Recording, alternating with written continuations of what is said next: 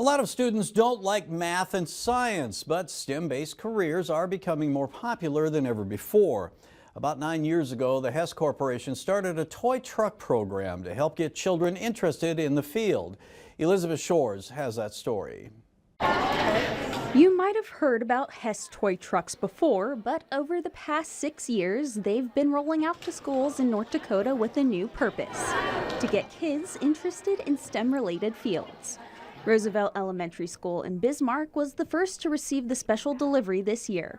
Students say the drop-off lives up to expectations. Yes, it is meeting my expectations. I never knew about this day until a little bit ago, but I'm extremely excited. The trucks come with 8 lessons developed by the Baylor College of Medicine Center for Educational Outreach. The lessons are updated along with the toy trucks every year and are meant to get kids excited about math and science.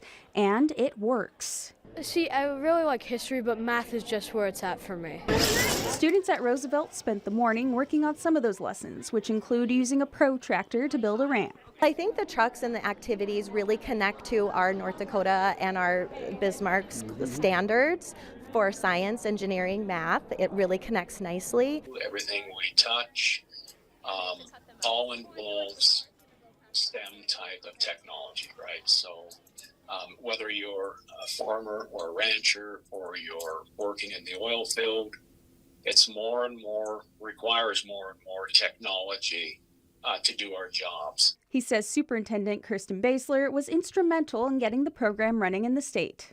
They bring the curriculum, the lessons that are customized for our regions in North Dakota, so our students can experience authentic learning in that area while having fun. Hess has quite a few more stops, though, until they've finished delivering all of their trucks. In Bismarck, I'm Elizabeth Shores reporting for your news leader. Hess says they'll deliver more than 6,400 toy trucks across the state. Each school will receive 24 toy trucks.